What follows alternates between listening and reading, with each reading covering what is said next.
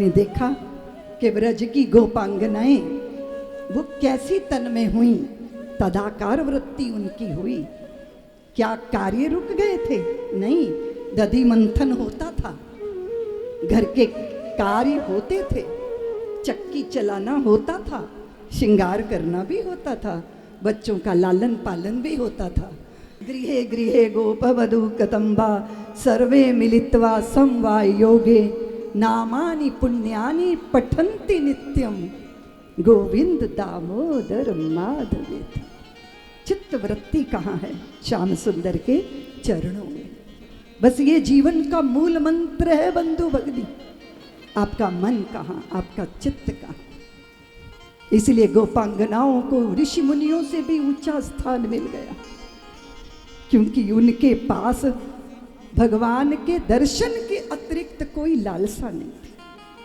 अगर हम मंदिर गए, पूजा की, आराधना की, तो हम अर्थार्थी लोग हैं, कुछ चाहते हैं। हमने साध्य को साधन बनाया है। सुन रही हो ना? जो साध्य था, जो मंजिल थी, उसको हमने साधन बना लिया। परमात्मा को भी जगत की प्राप्ति का हमने साधन बनाया। इसलिए हमारी अर्चना वंदना दुनिया की चीजें हमें दे रही है, पर आप्त काम आत्मा राम जैसी स्थिति तो चित्त में है नहीं। साध्य को साधन बनाना भूल है। इसलिए भगवान को सिर्फ भगवान के लिए, उनके चरणों का अनुगत होना। भगवान ने माखन ही नहीं चुराया, चित्त चुराया, मटकियां नहीं फोड़ी, अभिमान के मटके फोड़े। और उन्होंने किनको अपनाया? जिन्होंने युगों युगों तक ऋषि मुनियों के भेष में साधना की। श्री रामा अवतार में वे उनके तरस से भर गए थे। हनुमंत लाल ने कहा था, आप अयोध्या जाने को आतुर हैं, लेकिन सारे दंडकारण्य के ऋषि आपके चरण की धूली अपनी कुटिया पे चाहते हैं, आपका सानिध्य आलिंगन चाहते हैं। तो भगवान ने कहा था, मर्यादा में बंधा हूँ, कर्तव्य में बंधा हूँ, लेकिन जब द्वापरांत मेरा प्रादुर्भाव होगा तो इन सारे ऋषि मुनियों को गोपांगनाओं के रूप में अपनाकर मैं धन्य करूंगा, कृतार्थ करूंगा, कृत्य करूंगा। और आज आप देखो, सारा ब्रज झूम रहा है। गोपांगनाएं उलाहना लेकर आती हैं, लेकिन निमित्त भगवान का दर्शन ही होता है। यशोदा, देख तेरे लाल ने मेरी ददिया सास के समय की मटकी तोड़ दी। मैंने चिकनी करके, घी पोत के, मांझ के, और पता है मेरी दादी की दादी की दादी की दादी ने मेले से खरीदी थी। और मेरी मैया, मेरी सासू माँ मुझे उपहार में दिया मेरे विवाह की वर्षगांठ पर। और पता है मुझे मेरी सासू के मरने का इतना दुख नहीं हुआ था जितना इस मटकी के फोड़ने का, फूटने का दुख हो गया, क्योंकि उसके साथ मेरी यादें जुड़ी थी। तो यशोदा मैया कहती, अरे मटकी तो है और ले जा। नहीं नहीं, वो इतनी पुरानी मटकी थी, बुला अपने कन्हैया को, बुला जरा अपने कन्हैया को। तो मैया कहती, तुम्हें कन्हैया से क्या लेना देना है, उसे क्यों बुलाऊं? तो गोपी कहती, मैया उसी से तो लेना देना है, उलाहना देने नहीं आई, तेरे नीलमणि का दर्शन करके तृप्त होने आई। वो तृप्ति चाहिए, आंखों को तृप्ति चाहिए। तो उलाहने ले लेकर आ रही। एक गोपी आई, यशोदा तू जानती है क्या हुआ? क्या हुआ? मैंने कितनी बार कहा है, अपने मक्खन को, दधी को छींकों पे रखा करो, ऊंचे रखा करो और अंधेरे में रखा करो। तो गोपी कहती, यशोदा मैया तेरे लाल जहां आ जाते हैं वहां अंधेरा रहता ही नहीं, प्रकाश ही प्रकाश हो जाता है। दूसरी गोपी आई, वो कहती है, मैया पता है मैंने अपनी मटकी पे घंटी बांध दी थी कि आके छेड़खानी करेंगे तो घंटी बज जाएगी और मैं जाग जाऊंगी। और फिर क्या हुआ? श्याम सुंदर सखाओं के साथ गए उसके घर में, और सबसे पहले घंटी से कहा, घंटी बजियो मत, हम मक्खन खाएंगे, तुम बजियो मत। घंटी ने हाथ जोड़ लिया, हाँ प्रभु मैं नहीं बजूंगी।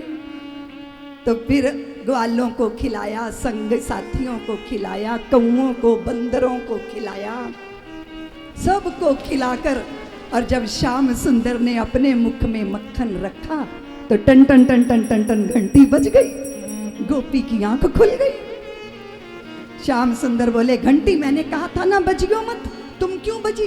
घंटी बोली, नाथ क्या करूं, सारे वेद शास्त्रों का आदेश है जब गोपाल का भोग लगे तब घंटी जरूर बजनी चाहिए, इसलिए मैं तो शास्त्रों की आज्ञा का पालन कर रही थी।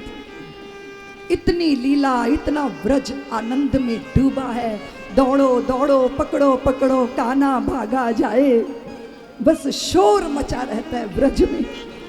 बस एक ही भाव, एक ही भाव कि श्याम सुंदर का दर्शन हो जाए।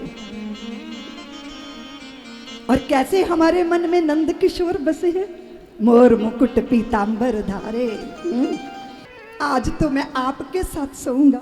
वे गंधर्व परिक्रमा करके गए, शापित थे वे, उनका उद्धार करने के लिए भगवान ने ये लीला की है। बाबा आज मैं आपके साथ सोऊंगा। बाबा बोले, लाला मैं तो कब से सोच रहा था कि मेरा श्याम सुंदर मेरे साथ कब सोएगा। मैं मैया के पास नहीं जाऊंगा क्योंकि मैया ने मुझे उखल से बांधा। बाबा छाती पे लेके नीलमणि को लेट गए और गोपाल कह रहे हैं, बाबा मुझे तो लोरी सुने बिना नींद ही नहीं आती, मुझे लोरी सुनाओ। बाबा बोले, दारी के तुझे लोरी सुनाओ, मुझे तो गाना ही नहीं आता। कभी ऊं कभी ऐ कर करके बहलाने का प्रयत्न कर रहे हैं। और श्याम सुंदर कह रहे हैं, बाबा तुम अच्छा नहीं गाते, मैया बहुत अच्छी लोरी गाती है। अरे मैं बुढ़ापे में कौन सा संगीत सीखूंगा, लाला तू चुपचाप सो जा। भगवान बोले, बाबा मुझे भूख लगी है, मुझे दूध पीना है। बाबा बेचारे बूढ़े उठे और जाके चूल्हे में अंगारे छिपे थे, फुकनी मारी, आग जली नहीं तो दूध जैसा था चांदी के गिलास में ले आए और लाके नीलमणि को दिया, लाला दूध पी ले। और जैसे ही भगवान ने पात्र छुआ तो बोले भगवान, बाबा ये तो ठंडा है, मुझे तो ठंडा दूध पीने की आदत नहीं है, गर्म करके लाओ। बाबा बेचारे फिर गए, चूल्हे में आग जलाई, किस जैसे तैसे दूध गर्म किया, दूध लेकर आए और नीलमणि को दिया, लाला ले दूध पी ले, तुझे गर्म दूध चाहिए गर्म दूध पी ले। और जैसे पात्र छुआ तो भगवान कहते हैं, बाबा ये तो बहुत गर्म है, इतना गर्म दूध पीने की तो मुझे आदत ही नहीं है। बाबा बेचारे फिर पात्र में इधर उधर करके दूध पीने योग्य किया और फिर लाला को दिया। लाला बोले, बाबा या दूध में तो केसर ही नहीं है, मुझे तो केसर वाला दूध पीने की आदत है। बाबा बोले, दारी के तू बुढ़ापे में मेरा बुढ़ापा खराब कर रहा है, तो तू मानता क्यों नहीं? कहना कभी तुझे गर्म दूध नहीं चाहिए, कभी ठंडा दूध नहीं चाहिए, कभी केसर वाला दूध चाहिए। तो लाला बोले, बाबा सच कहूँ मैया के बिना मुझे नींद आ नहीं रही। तो फिर ये बात क्यों नहीं कह रहा?